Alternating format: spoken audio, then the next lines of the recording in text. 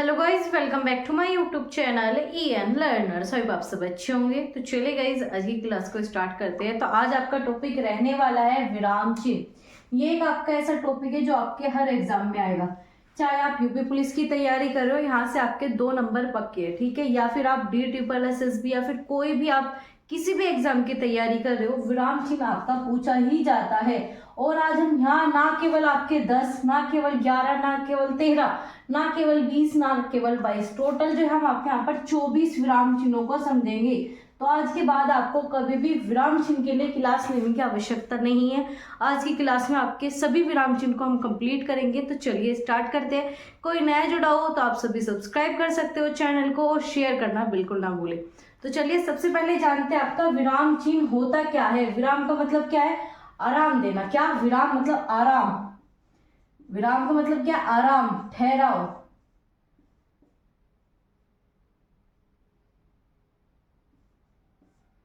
और इसके अलावा क्या है? आराम देना, ठहराव या फिर रुकना, ठीक है। ऐसी चिन्ह का मतलब क्या होता है? निशान। क्या होता है चिन्ह का मतलब? निशान, ठीक है। तो विराम चिन्ह का मतलब क्या है? जहां पर हम किसी चीज के लिए ठहराव दे, विराम दे, रुक जाए, कुछ समय पश्चात स्टार्ट करें, तो ये क्या है? आपके विराम, ठीक है। और वही चिन्ह क्या होता है? निशान के लिए आप किसी साइन का इस्तेमाल कर रहे हो, निशान ही आपका चिन्ह होता है। ये आपका विराम चिन्ह का आप कह सकते हो मीनिंग था।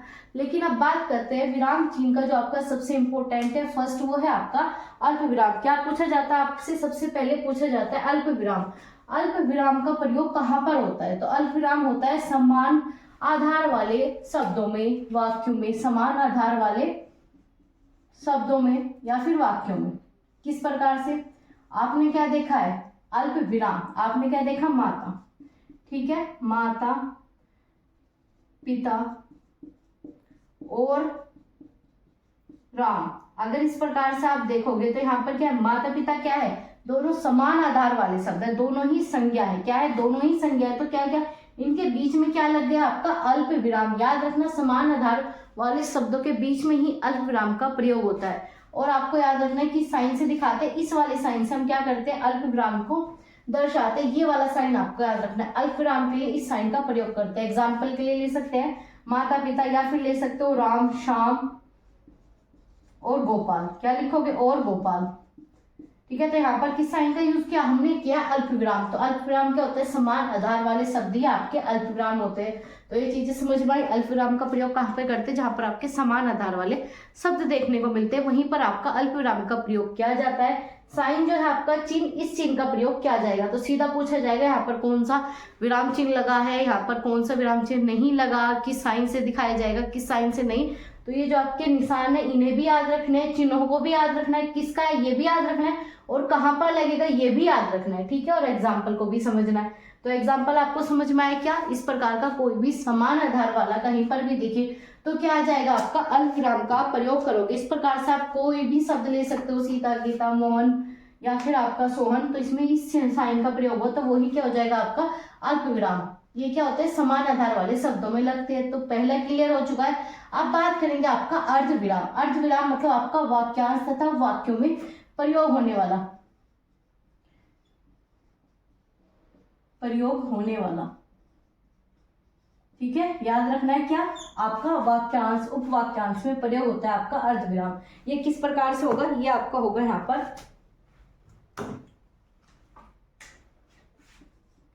क्या आ जाएगा? उसने कहा। तो इसके बाद आप जिस साइन का प्रयोग करते हो वो ही आपका क्या होता है? यहाँ पर अर्ध विराम होता है, ठीक है। इसे अच्छे से समझते हैं। तो क्या है? राम ने कहा सीता बीमार है। तो यहाँ पर किसका? आपने वाक्यांश, आपने उपवाक्य, ये सिर्फ आपका पूरा सेंटेंस नहीं है। क्या है? सिर्फ आपका ये उपवाक्य है, वाक्यांश है, वाक्य का भाग है, ठीक है। वाक्यांश क्या होता है? पूरा वाक्य न होकर उसका कुछ हिस्सा ही आपका वाक्यांश होता है। तो वाक्यांश में कहाँ पर प्रयोग होता है? आपका ये होता है अर्ध विराम। याद रखना, अर्ध विराम, ठीक है। क्या है? अर्ध विराम। साइन क्या होता है? इस प्रकार से करके, इस प्रकार से जो है इसे दर्शाया जाता है। ये साइन आपको याद रखना है, ठीक है। समझ में आया? अर्ध विराम का प्रयोग इस प्रकार के सेंटेंस में यूज होता है। अब बात करेंगे आपका उप विराम या फिर आप कह सकते हो अपूर्ण विराम, ठीक है, उप विराम या फिर आपका अपूर्ण विराम। इसे अपूर्ण विराम क्यों कहा जाता है? क्योंकि ये आपका पूरा नहीं होता और क्या होता है, शीर्षक के साथ लगता है, शीर्षक के साथ। जैसे कि आपने क्या देखा, गदर एक प्रेम कथा, क्या देखा, गदर एक प्रेम कथा। तो हमने क्या किया, पूरा वाक्य ना लिखकर हमने क्या कर दिया, अपूर्ण कर दिया, सिर्फ अधूरा लिखकर क्या कर दिया, एक प्रेम कथा। तो सभी समझ गए गदर क्या है, एक प्रेम कथा के बारे में बताएगा। हमने पूरा नहीं लिखा कि गदर क्या बता रहा है, हमने सुना पूरा सेंटेंस में लिखा गदर जो है एक प्रेम कथा है, इसमें प्रेम के बारे में बताया जाएगा, प्रेम पर आधारित ये कहानी। हमने पूरा ना लिखकर सिर्फ इतना लिखा, गदर एक प्रेम कथा। तो ये किस चीज को बताया, ये आपको बताया शीर्षक को, क्या है, ये शीर्षक को डिनोट करता है, याद रखना। और अल्प विराम कह सकते हो या फिर आप इसे अपूर्ण विराम भी कह सकते हो, दोनों ही इसी के नाम में, अल्प विराम भी इसे कहा जाता है और आपका अपूर्ण विराम भी इसे ही कहा जाता है। इसी प्रकार से आपने क्या देखा होगा, आपने देखा होगा टॉयलेट एक प्रेम कथा, ठीक है। तो इस प्रकार से भी ये क्या है, आपके शीर्षक को बताए। तो इस प्रकार का कोई भी शीर्षक आता है तो उसमें आपका अपूर्ण विराम या फिर आपका अल्प विराम का प्रयोग होता है, हमेशा शीर्षक के साथ लगता है। आया समझ में। इसके बाद बात करेंगे आपका पूर्ण विराम। क्या पूर्ण विराम सीधा है, पूर्ण विराम मतलब जब आपका वाक्य कंप्लीट हो जाए तो कहाँ पर लगता है, पूर्ण विराम लगता है। जैसे सीता बीमार है, ये पूरा हो गया तो यहाँ पर क्या लगा देंगे हम, आपका पूर्ण विराम लगा देंगे। क्या लगा देंगे, पूर्ण विराम। आपको ऐसे भी देखने को मिलेगा और आपको दो भी देखने को मिल सकते हैं, ठीक है। पूर्ण विराम का एक डंडा भी होता है और आपका दो भी, ठीक है, कोई सा भी मिले पूर्ण विराम आपका होगा। आगे बात करेंगे आपका, ठीक है, पूर्ण विराम क्या है, वाक्य पूरा होने पर, ठीक है। आगे बात करेंगे योजक चिन्ह। योजक चिन्ह आपका ये जो साइन होता है ये होता है योजक। योजक क्या बताता है, हमने पहले क्या पढ़ा, हम पहले पढ़ चुके हैं आपका तद्भव तत्सम भी पढ़े, बहुत सारी चीजें पढ़े, तो उसमें हमने योजक चिन्ह जाना था। तो योजक चिन्ह आपका क्या लगता है, तुलना करता है। क्या करता है, तुलना कह दो या फिर समान पदों में लगता है। क्या आपका समान, जैसे कि आपका समास में भी लगेगा, क्या लगेगा, समास में द्वंद्व देखा होगा आपने, ठीक है। तो द्वंद्व में क्या लगता है, द्वंद्व में आपका योजक चिन्ह ही लगता है। क्या होता है, दोनों की प्रधानता होती है, जैसे कि राम सीता, तो इसमें कौन से साइन का प्रयोग हुआ, योजक चिन्ह। योजक चिन्ह आपका इसी प्रकार से डिनोट किया जाता है। ये क्या करता है, दोनों की ही, यहाँ पर क्या बताता है, दोनों की ही समानता बताता है, दोनों का ही महत्व बताता है। तो वहां पर कौन सा प्रयोग होगा, आपका समान या फिर कह सकते हो योजक चिन्ह का आपका प्रयोग होता है, ठीक है। ये आपका युग्मों में, शब्दों में, समास में, ठीक है, इस प्रकार से युग होता है। याद रखना क्या होता है, युग में हो जाएगा, जोड़ों में होता है हमेशा, जैसे कि खीर वीर, क्या लिखते हो, खीर वीर, ठीक है, चाय वाय, तो ये क्या है, आपके जोड़े हैं, ठीक है, क्या है, जोड़े। इस प्रकार से आप जहां पर भी योजक चिन्ह मिलेंगे उसमें आपको यही साइन देखने को मिलेगा। याद रखना ये साइन आपका योजक चिन्ह को बताता है, ठीक है। आगे चलते हैं आपका अवतरण या फिर उदाहरण चिन्ह, ठीक है। क्या है, अवतरण। अवतरण चिन्ह भी पूछा जाता है और आपका उदाहरण चिन्ह भी पूछा जाता है। अब ये आपके दो प्रकार के होते हैं, एक होता है आपका इकरा और एक होता है आपका दिकरा, ठीक है। इसमें एक देखने को मिलेगा, इसमें दो। अब इन दोनों को समझते हैं। जो आपका यहाँ पर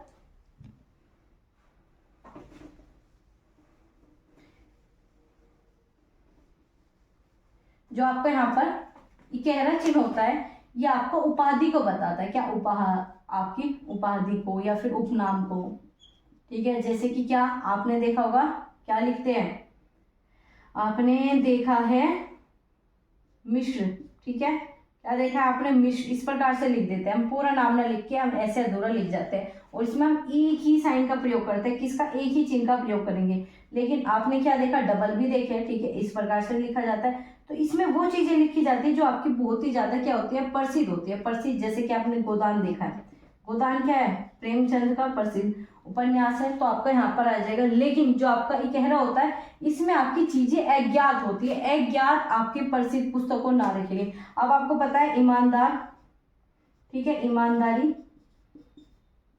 एक अच्छा गुण है, ठीक है,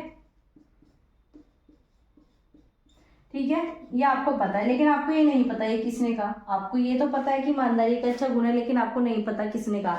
तो हम इकहरा चिन्ह लगाएंगे, लेकिन वहीं पर आपको पता है, जैसे कि तुम मुझे खून दो मैं तुम्हें आजादी दूंगा, ये नारा आपको पता है किसने कहा है। तो इसमें आपका हमारा दो दकहरा चिन्ह लगाएंगे, इसमें आपके दो साइन लगते हैं, ठीक है, याद रखना इस प्रकार से दो लगते हैं, ठीक है। और जो चीजें आपके अज्ञात होती है, उसका नहीं पता होता, उसमें इकहरा लग जाएगा। और उपाधि उपनाम के लिए भी हम आपका इकहरे चिन्ह का ही प्रयोग करते हैं। इसमें आप काफी एग्जाम्पल ले सकते हो। ठीक है, आपके बहुत लेखक हुए हैं जिसे हम क्या कहते हैं, सीधा आपके सरनेम से जानते हैं या फिर उनका एक ही नाम रखते हैं। आप देख लीजिए, आपका क्या है, आपके प्रधानमंत्री है मोदी जी। ठीक है, तो हम क्या बोलते हैं, सिर्फ मोदी बोलते हैं, तो इसमें क्या लगा देंगे, हम आपका इकहरा चिन्ह का प्रयोग करेंगे। क्या करेंगे, इकहरे चिन्ह का प्रयोग करेंगे। ठीक है, इसी प्रकार दुकहरा आपका दुकहरा कहाँ पर लगेगा, जब दो कब लगेंगे, जो दो आपके तब लगेंगे जो आपकी प्रसिद्ध हो, पुस्तक हो, नारे और पंक्ति हो, और जिसके बारे में आपको पता हो किसने लिखी है। याद रखना, जिसके बारे में पता हो किसने लिखी है, वहीं पर आपका हम दुकहरे का प्रयोग करते हैं। ठीक है, समझ में आया। अवतरण कहाँ पर होगा, इकहरा वहां पर जहां पर चीजें आपको ज्ञात नहीं है, किसने क्या चीजें कही। आपको ये तो पता है कि आपका कोई कह सकते हो एक स्लोगन है, एक नारा है, लेकिन ये नहीं पता किसने कहा, तो आप क्या लगाओगे, इकहरा लगा दोगे। लेकिन आपको पता है कि हाँ ये आपका उस व्यक्ति ने कहा है, उस समय कहा है, तो क्या लगाओगे, आपका दकहरा लगा दोगे। इसमें आपके दो साइन प्रयोग होंगे। ठीक है, प्रसिद्ध, पुस्तक, नारे, पंक्ति, सारी चीजें इसमें आएगी। आगे बात करेंगे आपका त्रुटि पद या फिर काक, हंस पद, आपका विस्मरण पद। ठीक है, ये चीजें बच्चे को याद नहीं रहते, सिर्फ इतना पढ़कर जाएंगे कि आपका त्रुटि पद। ठीक है, लेकिन जब आपको हंस पद दे देंगे तो आप कंफ्यूज हो जाओगे। तो याद रखना है, सारे नाम इसी वजह से लिखे गए ताकि आप एग्जाम में गलती ना करो। आपका त्रुटि पद, ठीक है, मतलब जहां पर गलती हो जाए, काक पद जहां पर कोई चीजें छूट जाए, हंस पद या फिर आपका विस्मरण पद मतलब चीजें भूल जाओ। तो यहाँ पर क्या लिखोगे, आप चीजें जब भूल जाते हो, क्या लिखोगे, जब चीजें आप भूल जाओ। ठीक है, क्या लिखोगे, जब चीजें भूल जाओ, भूल जाते हैं। ठीक है, जैसे कि राम सुंदर है, मैंने क्या लिख दिया, राम सुंदर। अब आप यहाँ पर चीजें भूल गए तो हम क्या करते हैं, इस प्रकार का हम साइन बनाते हैं। याद रखना, इस प्रकार का नहीं होता है, हम इस प्रकार का बनाते हैं, ऐसा नहीं होता, ये वाला इस प्रकार से बनाया जाता है। याद रखना, ऐसे करके ऐसा बनता है। तो यहाँ पर लिखना था हमें लड़का, लेकिन हम भूल गए, तो हम क्या करेंगे, ऊपर लिख देंगे। ठीक है, या नीचे करके लिख देंगे, तो हम क्या लिख देंगे, लड़का। तो इस प्रकार से जब हम कोई चीजें भूल जाते हैं या फिर आपसे छूट जाते हैं गलती से लिखते तो हम क्या करते हैं, उसमें हंस पद का प्रयोग करते हैं। हंस पद को इस साइन से हम डिनोट करते हैं। याद रखना, इस साइन से ही बनाया जाता है। ठीक है, पूछा जाए हंस पद किसके लिए आता है, जहां पर चीजें भूल जाते हैं, विस्मरण आपका जहां पर चीजें भूल गए, काक पद भी वहीं पर, और आपका त्रुटि पद, ये एक ही चीज के नाम है। ठीक है, अब है आपका लोप चिन्ह। लोप चिन्ह मतलब जहां पर चीजें छुपाई जाए, क्या छुपाई जाए। ठीक है, छुपाने के लिए क्या छुपाई जाए। अब छुपाओगे कैसे, जैसे कि आपको किसी को गाली देना है, अपशब्द कहने हैं, अपशब्द कहने, आप सीधा ऐसे तो है नहीं कि सीधा उसे मुंह पे गाली दोगे, तो आप क्या कहते हो, आप इस प्रकार के साइन लिख दोगे, तू डैश डैश है। अब यहाँ पर वो कुछ भी मान सकते हैं, तो कुत्ता है, कमीना है, आप कोई भी गाली दे रहे हो, तो यहाँ पर जो है वो अपने आप खुद को रख लेगा। ऐसे ही जहां पर हम किसी भी प्रकार का मैं या फिर कह सकते हो वह डैश डैश है, इस प्रकार से लिखते। तो यहाँ पर क्या है, आपने गाली दी है, क्या दिया है, या आपके ऊपर क्या है, करते हैं हम इसमें चीजें छुपाने के लिए। इनका प्रयोग कहाँ पर करते हैं हम, चीजें छुपाने के लिए। आपने मोबाइल फोन या फिर आपने वैसे भी देखो, जब भी कहीं पर गाली दी जाती है तो क्या करते हैं, इस प्रकार के साइन का प्रयोग करते हैं। याद रखना, ठीक है, लोप चिन्ह पूछा जाता है। आगे बात करेंगे आपका लाघव, मोस्ट इंपोर्टेंट। लाघव चिन्ह कहाँ पर प्रयोग किया जाता है, तो चलिए लाघव चिन्ह को समझते हैं। तो लाघव कहाँ पर होता है, जहां पर हम चीजें छोटे रूप में दिखाएं। क्या छोटे रूप में किस प्रकार से दिखाओगे, चलिए देखते हैं। आपने क्या किया है, आपने बीए क्या है, क्या क्या है, आपने बीए क्या है। ठीक है, तो अब आप पूरा ना लिख के आपने क्या लिख दिया, बीए। तो इस प्रकार से हम शॉर्ट में लिख देते हैं। आपने क्या देखा है, डॉक्टर। ठीक है, ऐसे आपने एमएड क्या है, तो हम ऐसे लिख देते हैं।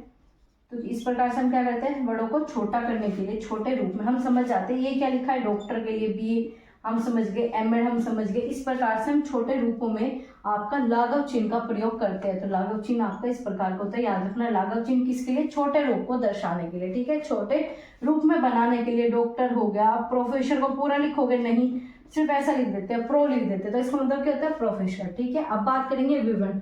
विवरण किसके लिए, आपका किसी विशेष चीजों का विवरण करने के लिए। ठीक है, विशेष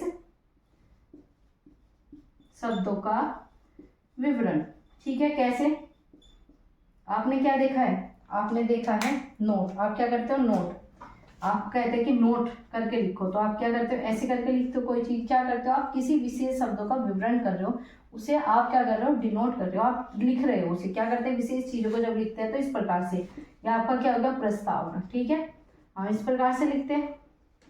तो ये क्या होता है, ये होता है आपका विवरण चिन्ह। याद रखना है क्या होता है आपका विवरण चिन्ह। तो चीजें समझ में आई। विवरण चिन्ह क्या होता है, विशेष चीजों को बताने के लिए हम विवरण चिन्ह का प्रयोग करते हैं, और जहाँ पर हमें चीजें विवरण दिखाना हो तो डिस्क्राइब करनी होती है, वहीं पर विवरण चिन्ह का प्रयोग किया जाता है।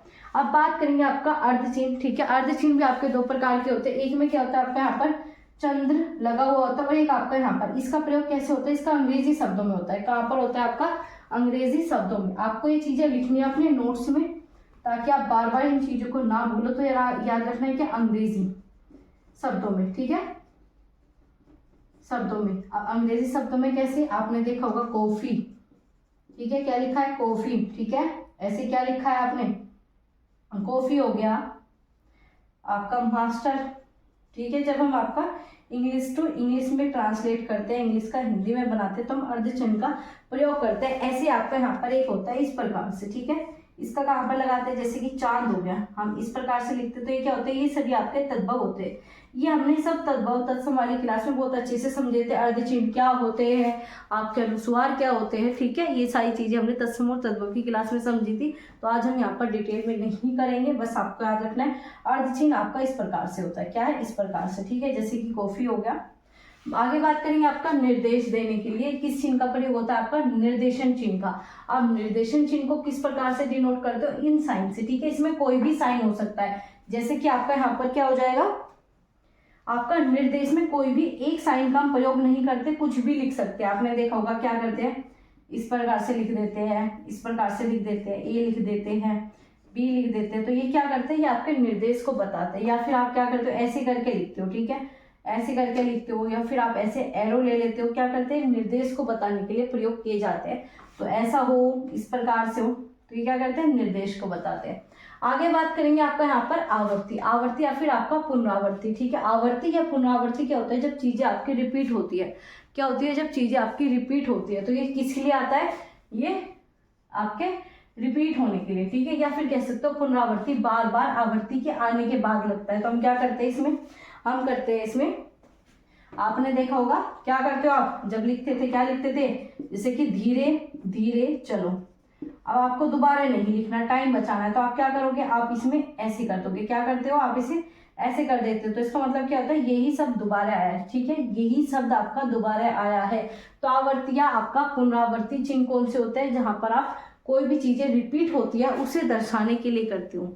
ठीक है, चिन्ह का किसका प्रयोग होता है, ये वाले चिन्ह का यहाँ पर प्रयोग होता है। ये आपका 13वां विराम चिन्ह था। आगे बात करेंगे तुल्यता चिन्ह। तुल्यता चिन्ह, ठीक है, आप तुलना करने के लिए। तुल्यता चिन्ह का प्रयोग कहाँ पर होता है आपका, तुलना करने के लिए। किसके लिए, ये जो चीजें मैं आपको बता रही हूँ ये आपको कॉपी में नोट डाउन जरूर करनी है, जो मैं आपको बोल के बता रही हूँ। जैसे कि आवर्ती, बार बार चीजें रिपीट होने में। तुल्यता आपका तुलना करने में, याद रखना है, तुलना करने में। अब तुलना कैसे करते हो, जैसे कि आपके सेम शब्द होते हैं। जैसे कि यहाँ पर क्या हो गया, आपका दिन हो गया। ठीक है, तो दिन की तुलना आप रात से तो करोगे नहीं। ठीक है, यहाँ पर क्या आएगा, ये वाला आएगा। ये क्या आएगा आपका, यहाँ पर हमने पढ़ा था, क्या पढ़ा था, योजक चिन्ह तो आपका आ जाएगा। लेकिन जब आपकी तुलना की बात आएगी, तुलना आपके समान चीजों में ही तो होती है। तो दिन का क्या लिख सकते हो आप, दिवस लिख दो, बिल्कुल सही है। आपने क्या पढ़े थे बचपन में, आपने वर्ड मीनिंग पढ़े थे, शब्दार्थ पढ़े थे। क्या पढ़े थे, शब्दार्थ। ठीक है, तो हम क्या करते थे, इस वाले चिन्ह का प्रयोग करते थे शब्दार्थ में। ठीक है, जैसे कि आपका आकाश हो गया। ठीक है, तो आकाश का ही क्या लिखते हो, पर्यायवाची लिखते हो। अर्थ में क्या लिखते थे, आकाश का ही पर्यायवाची आसमान लिख दिया। तो इसमें ही हम तुल्यता आपका तुलना इसी प्रकार से ये तो करेंगे जब दोनों ही चीजें इक्वल होगी। अगर दोनों का ही मीनिंग कुछ और होगा तो उनकी तुलना कैसे कर सकते हो। तो ऐसे ही रात का क्या करते थे, रात्रि लिखते थे। तो बीच में किसका, इस प्रकार के दो डंडों का प्रयोग करते थे, जिसे आपका तुल्यता, ठीक है, क्या बोलते हैं इन्हें, आपका तुल्यता चिन्ह बोलते हैं। आगे बात करेंगे आपका कोष्टक।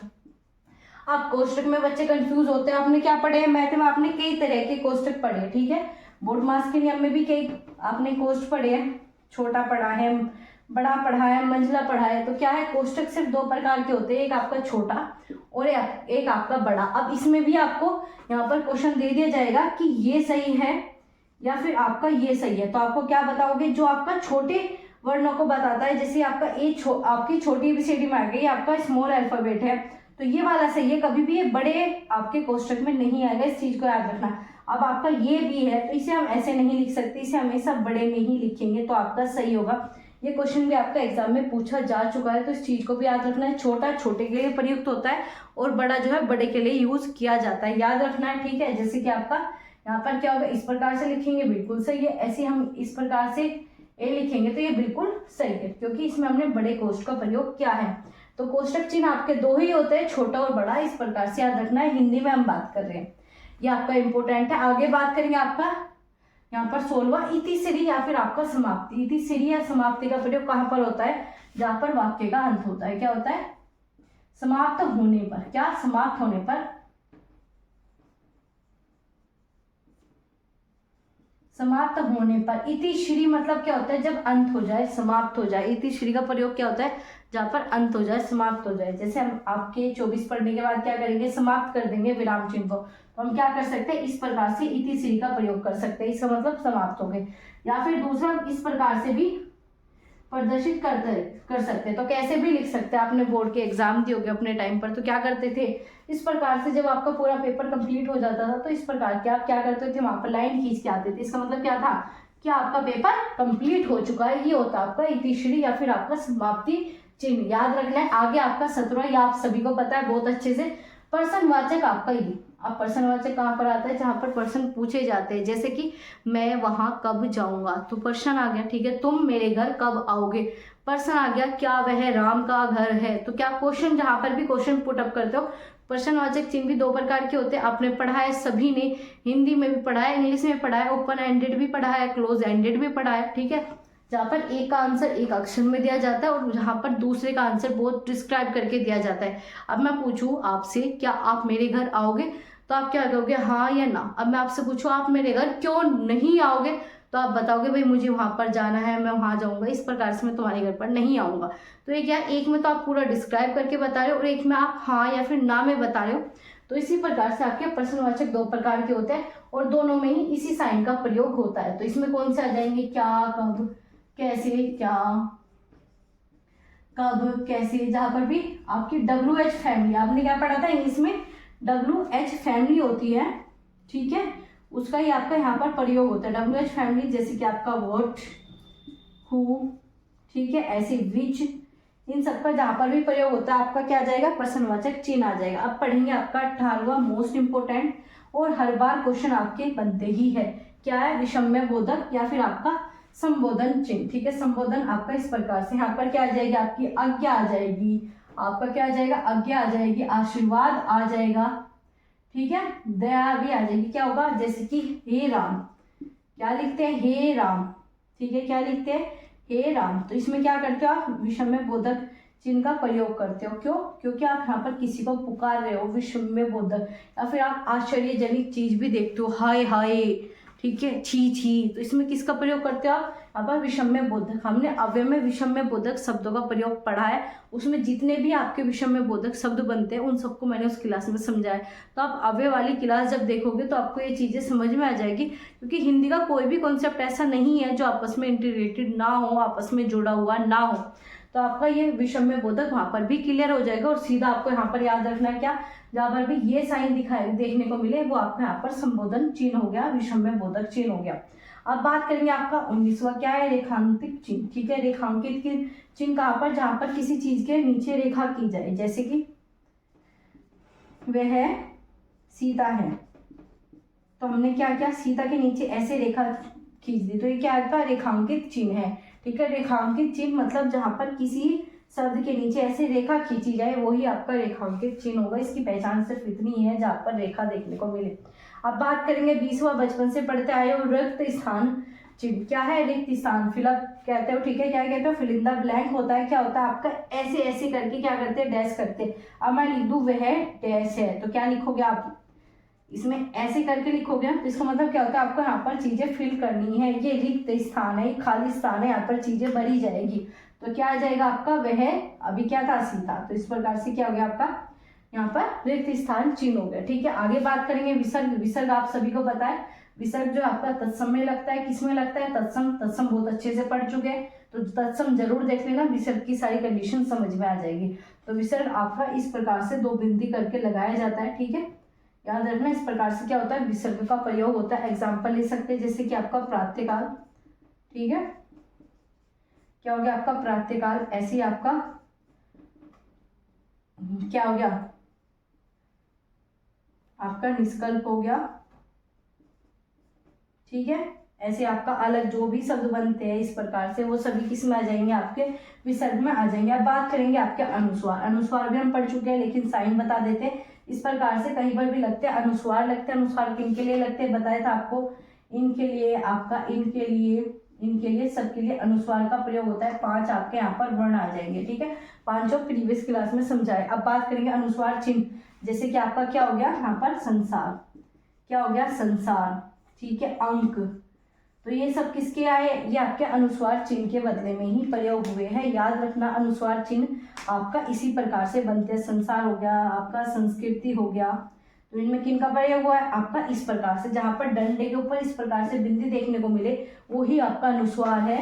इसमें आपका संस्था आ जाएगा, संसार आ गया, अंक आ गया,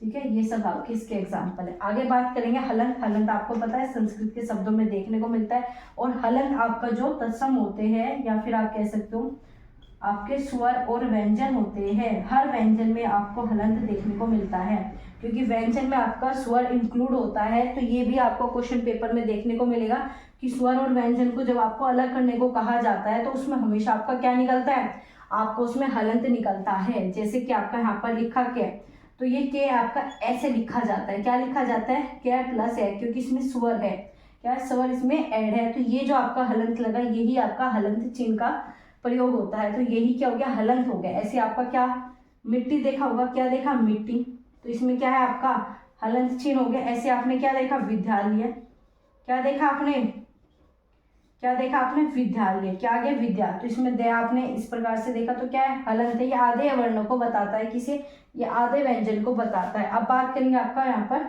24वां विराम चिन्ह। इसमें क्या है आपका नुक्ता, क्या बोलते हैं, नुक्ता बोल दो, आपका बिंदु बोल दो, ठीक है, क्या बोल दो नुक्ता या फिर बिंदु तल। बच्चों को नुक्ता तो पता रहता है, लेकिन बिंदु तल नहीं पता रहता, तो इसे भी याद रखना। नुक्ता या फिर बिंदु तल क्या होते हैं आपके, के, खे, गे, जे, फे, ये हमेशा उर्दू के शब्द होते हैं, क्या होते हैं आपके उर्दू के रूप में प्रयोग किए जाते हैं। उर्दू में किस प्रकार से किए जाएंगे, जैसे कि क्या होगा, कैसे कमीना, क्या लिखा जाता है कमीना, क्या लिखा जाएगा कमीना। कैसे खालिद हो गया, गैसे भी इसी प्रकार से, ऐसे जैसे हो गया आपका, ऐसे फैसे हो गया, रोजा हो गया, रोजा में जय का प्रयोग हो गया, ठीक है। ऐसे फातिमा हो गया, फातिमा, ये जो यहाँ पर लगता है यही आपका बिंदु तल, मतलब नीचे से लगने वाला, प्लस आपका नुक्ता भी से ही कहा जाता है। 5 ही वर्णों में नुक्ता लगता है। ये भी आपसे क्वेश्चन बन सकता है, बताना है 5 कौन से, के, खे, गे, जे, फे, इन 5 में ही आपके नुक्ता का प्रयोग होता है। तो अब हमने आपके यहाँ पर पूरे 24 विराम चिन्ह पढ़ चुके हैं। सिर्फ आपसे इतना ही क्वेश्चन बनेगा जितना आपको पढ़ाया गया, इससे बाहर आपका क्वेश्चन नहीं बनना। आपको पता होना चाहिए कौन सा किसका चिन्ह है और क्यों प्रयोग होता है। लगभग मैंने आपको सारी ही चीजें बता दी, कोई भी पॉइंट आपका नहीं रहा। अगर आपको फिर भी कोई भी डाउट हो, कंफ्यूजन हो, कोई भी आपकी क्वेरीज हो, तो आप हमें कमेंट बॉक्स में बता सकते हो। तो एक बार फिर से रिवाइज कर लेते हैं। अल्पविराम में आपका ये वाला साइन प्रयोग होता है, अर्धविराम में आपका इस प्रकार से, और आपका उपविराम या फिर अपूर्ण में आपका शीर्षक के लिए, पूर्ण विराम आप सभी को पता है वाक्य पूर्ण होने के बाद, योजक आपके समान चीजों को, द्वंद्व को, युग्म को बताने के लिए आपका यहाँ पर अवतरण या फिर आपका उद्धरण चिन्ह जो है कहरा तथा आपका दिकहरा 2 रूप में प्रयोग होता है। त्रुटि पद, जहाँ पर आपकी कोई गलती हो जाए, या फिर उसे आप हंस पद कह सकते हो, काकपद कह सकते हो। ऐसे लोग जहाँ पर कोई चीजें छुपानी हो, लाघव मतलब वहाँ पर चीजें छोटी करनी हो, विवरण जब पर किसी चीज को डिस्क्राइब करना हो, अर्धचिन्ह आपके अंग्रेजी वाले शब्द आ जाएंगे।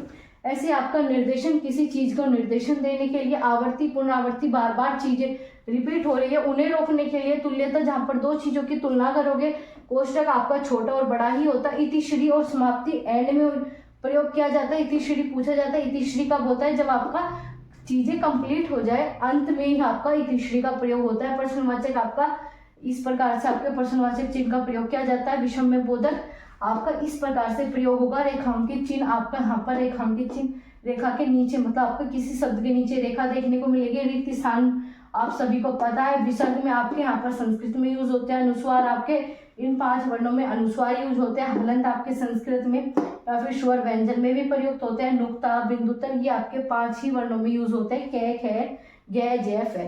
तो ये सारे जो थे आपके विराम चिन्ह थे, इन सबका स्क्रीनशॉट ले लीजिए, नोट्स अपने बना लीजिए, क्योंकि ये चीज़ें आपको बार बार पूछी जाती है, हर एग्जाम में पूछी जाएगी। तो एक बार ही अच्छे से हिंदी पढ़िए ताकि आपको दोबारा से पढ़ने की आवश्यकता ना हो। कोई क्वेरीज हो, कोई कमेंट हो, कोई आपको किसी भी प्रकार का कंफ्यूजन है, कमेंट बॉक्स में पूछ सकते हो।